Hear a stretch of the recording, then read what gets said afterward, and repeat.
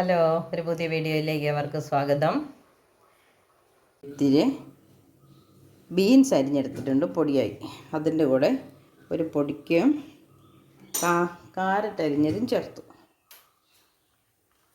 ഒരൽപ്പം ഉള്ളി അരിഞ്ഞതും ചേർത്തു. അല്പം ഉപ്പും ചേർത്തു. ഇനി നമുക്ക് ഇതൊന്ന് അടുപ്പേ വെച്ചിട്ട് ഇതിന് വേണ്ട അരപ്പ് റെഡിയാക്കാം.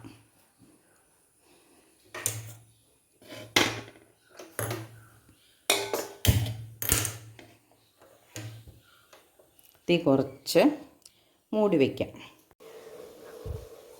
മുളക് അരയ്ക്കാനായിട്ട് 2 മുളക്, 2-3 ഉള്ളി, അല്പം തേങ്ങയും മഞ്ഞളും കൂടെ. കുറച്ചല്ലേ എമൗണ്ട് അരിഞ്ഞതുള്ളൂ, അപ്പോൾ ഇത്രയും തേങ്ങ മതിയാവും. മുളക് അരച്ചുകൊണ്ട് വന്നിട്ടുണ്ട്. എന്താ ഇത് നോക്കാം.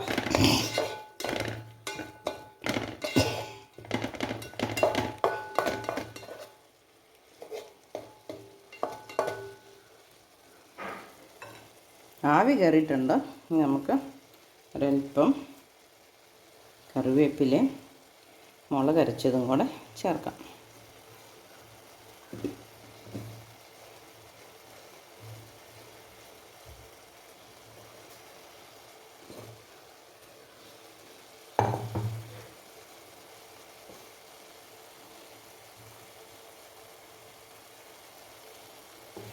തണുത്ത തേങ്ങയായിരുന്നു, അതുകൊണ്ടത് മിക്സിയെ പറ്റിയിരിക്കുക.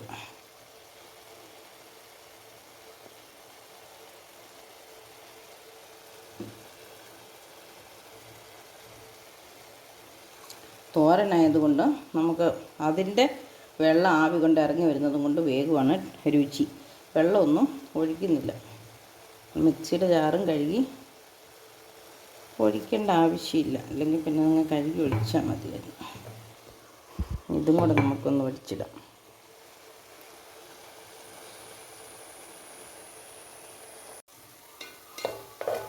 നമുക്ക് ഒന്നോടെ ഇത് ഇങ്ങനെ തട്ടിപ്പൊത്തി മൂടി വെക്കാം. തീ കുറച്ച് വെച്ചിരിക്കുന്നത്, അതവിടെ ഇരുന്ന് ആവിയിൽ വെന്ത് വെള്ളം പറ്റി വരട്ടെ. അപ്പോഴത്തേനും നമ്മുടെ തോരൻ റെഡി ആയിക്കോളും.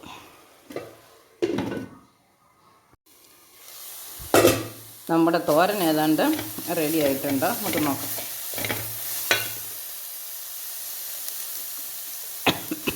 ഒരല്പം ഉപ്പ് കുറവുണ്ട്. നമ്മുടെ തോരൻ എന്തായിന്ന് നോക്കാം. വെന്ത മട്ടയ്ക്കുണ്ട്. വെള്ളം പറ്റുമല്ല. ഇനി നമുക്ക് ഇച്ചിരി വെളിച്ചെണ്ണയൊക്കെ ഒഴിച്ചൊന്ന് ഇളക്കി പെറുക്കി തീ ഓഫാക്കാം. മുമ്പ് 1 മിനിറ്റോടെ വേണേൽ ഇരിക്കട്ടെ. നമുക്കൊരു പൊടിക്ക് ഉപ്പും കൂടി ഇടാം.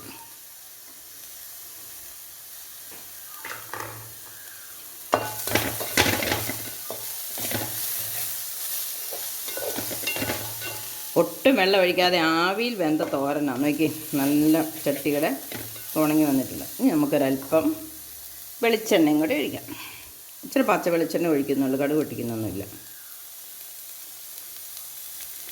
ഒരു 1/2 ടീസ്പൂൺ അല്ല 3/4 ടീസ്പൂൺ, 1 ടീസ്പൂൺ പോലും ഒഴിച്ചില്ല. അത്രയും എണ്ണ പച്ച വെളിച്ചെണ്ണ ഒഴിച്ചു, ഒന്ന് ഇളക്കി.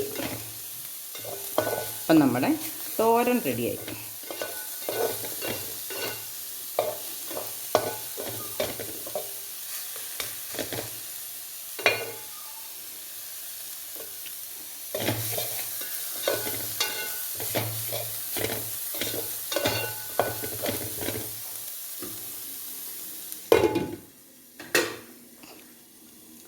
തീ ഓഫാക്കാം.